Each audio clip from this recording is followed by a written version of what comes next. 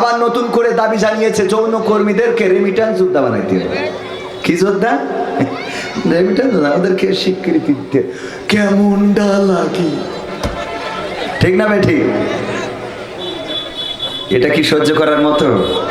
এই দেশে যৌন কর্ম অন্যায়ভাবে লাইসেন্স দিয়ে করতে দেয়া হবে? এটা বিশ্বের দ্বিতীয় বৃহত্তম মুসলিম দেশ, সেই দেশে লাইসেন্স যেটা আছে বরং সেটাই বাতিল করতে হবে। যৌন কর্মী বলে কোনো কর্মী থাকবে না, যারা শ্রমিক তারা শ্রমিক থাকবে। যৌন কর্মীদের শ্রমিকের অধিকার দেওয়ার প্রশ্নই আসে না, বলেন ঠিক কিনা? এটা যারা দাবি জানিয়েছে তাদেরকে বলবো এসব বাদ দিয়ে ওই যে মেয়ে মানুষের দিকে তাকায় একটুখানি হেসেছে, তাকাইছে কি না তাকাইছে, হেসেছে, তার জন্য পারভেজ নামের এক ছেলেকে একেবারে তার মেরেই ফেলা হলো। এখন কেউ কিছু কথা বলে না, এটা নিয়ে সোচ্চার হয় না। আহারে হতভাগা এই যুবকরা এতই বঞ্চিত যে মেয়ে মানুষের দিকে তাকায় হাসার দরকার নেই, তা হাসার অধিকারও হারাইছে। ঠিক না বে? ঠিক। তোরা একটু আগান বাগান তাকায় হাসিস, এখন বলে হাসতে গেলেও বিপদ। আর এর বিচার হবে না। ওই মেয়ে দুটোর এখনো অ্যারেস্ট করে না, অ্যারেস্ট করেছে যারা চাকু মেরিস তারা। আগে অ্যারেস্ট করতে হবে ওই দুটো, যে দুটো আসলে এইরকম একটা অবস্থা তৈরি করেছে। ঠিক না বেটি? ওই দুটো অ্যারেস্ট করার দরকার আছে না নাই? মেয়ে মানুষ হইলেই যেন সব খালাস। পরীক্ষা দিতে যায়, এসএসসি পরীক্ষা, পত্রিকায় দেখবেন ছেলেরাও পরীক্ষা দেয় মেয়েরাও পরীক্ষা দেয়, বরং ছেলেরা বেশি মেয়েরা কম। পত্রিকার নিউজ আজকে থেকে শুরু হইলে এসএসসি পরীক্ষা, 4-5টা মেয়ে খেলায় রে, কথা কয় না। যেদিন রেজাল্ট দেবে ওদিন ওই মন ভাই চলি না রয়ে তাকবীর মুমিন ভাইয়ের আগমন। আপনি আইসেন তো কবে না একটা স্লোগান দেওয়া লাগে, কেমনটা লাগে আমি তো বুঝতে পারিনি। আমার যদি কাকা এখন থাকতো মনে হয় ভাই কি বলতো জানেন? বলতো অনেকেই ভাবে শেখ হাসিনা পালিয়ে গিয়েছে, শেখ হাসিনা পালাই না, শেখ হাসিনা পালাবে না, শেখ হাসিনা হিজরত করেছে। গণতন্ত্র চিনি নাই আমি, জানি না গণতন্ত্র, গণতন্ত্র দেখিনি আমি, শুনেছি গণতন্ত্র। বিরোধী দল যারা সংসদে আছে তারা, বিরোধী দল যারা সংসদে ছিল তারা ছিল পোষা ময়না, দেশ জ্বলে পুড়ে হয়েছিল ছাই, তবুও তো কিছু কয় না। বিরোধী দল যারা সংসদে ছিল তারা ছিল পোষা ময়না, দেশ জ্বলে পুড়ে হয়েছিল ছাই, তবুও তো কিছু কয় না। শাসনে ছিল না সততা নিষ্ঠা, বিচারের ছিল না মান, সংসদে তাই শোনা যেত মমতাজের গান।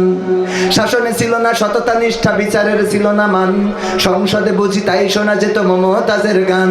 বিরোধী দল নাই, ওটা তো ছিল ডিজিটাল ষড়যন্ত্র। কেমন গণতন্ত্র ছিল, কেমন গণতন্ত্র, গণতন্ত্রের আড়ালে ছিল দাদার ষড়যন্ত্র। কেমন গণতন্ত্র ছিল, কেমন গণতন্ত্র, গণতন্ত্রের আড়ালে ছিল মোদির ষড়যন্ত্র। নায়েবে রাসূল কোরআনের পাখি বলতো মানুষ যারে, 13টি বছর সেই মানুষের রেখেছিল কারাগারে। নায়েবে রাসূল কোরআনের পাখি বলতো মানুষ যারে, 13টি বছর সেই মানুষের রেখেছিল কারাগারে। দিনের কথা বলতে গেলেই করতো গ্রেফতার, ইসলামী বই কোরআন হাদিস করতো যে উদ্ধার। ইসলামের কথা বলতে গেলেই করতো গ্রেফতার, ইসলামী বই কোরআন হাদিস করতো যে উদ্ধার। ও সবে নাকি থাকতো লেখা নাশকতার মন্ত্র, কথা কয় না? এই সবে নাকি নাশকতার মন্ত্র, কিশোর কণ্ঠ। এর অ্যারেস্ট করে পাওয়া যেত কি কিশোর কণ্ঠ, নামাজের হাকিকত, রোজার হাকিকত। আমার একটা ইচ্ছা আছে, একটা বই লিখবো যে পালিয়ে যাওয়ার হাকিকত। হ্যাঁ, নতুন আর একটা বইও লেখার দরকার আছে, নির্বাচনের হাকিকত, কথা কয় না? মানে যাই করো তাই করো, উস্তাদ নাস্তা দেব, চা কেক বিস্কিট খায় না, নির্বাচন দেব। নির্বাচনেরও দরকার আছে না নাই? আছে বলে একেবারে পায়খানা ফিরতে যেও নির্বাচন, বেরোয়ও নির্বাচন, এত দরকার কি? কথা কয় না? হবে 15 বছর 16 বছর নির্বাচন ঠিক মতো হয় নাই, ধৈর্য ধরেছি, আর 15 মাস ধরতে পারবো না।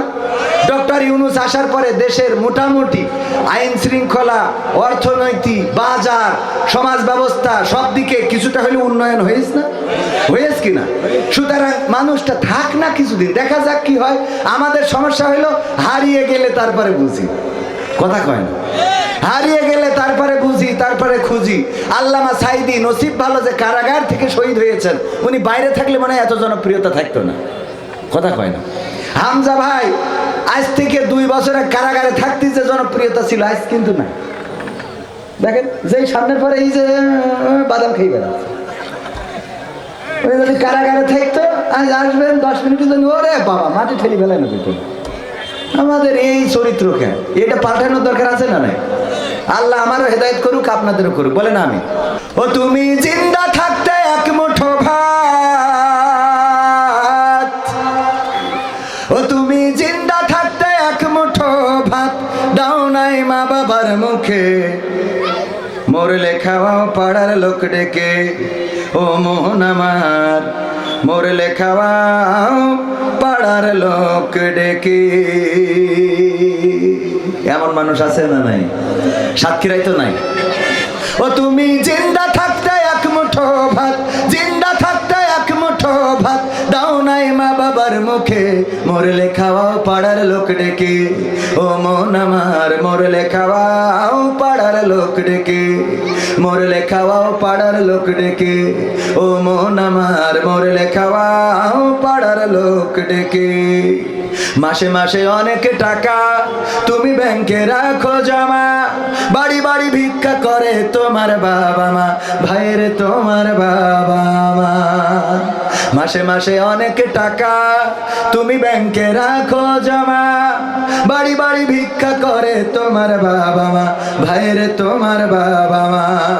তোমার বউয়ের হাতে সোনার বালা, বউয়ের হাতে সোনার বালা, দিন যাই তার কত সুখে, মরলে খাওয়াও পাড়ার লোক ডেকে, ও মন আমার মরলে খাওয়াও পাড়ার লোক ডেকে, মরলে খাওয়াও পাড়ার লোক ডেকে, রে মন আমার মরলে খাওয়াও পাড়ার লোক ডেকে।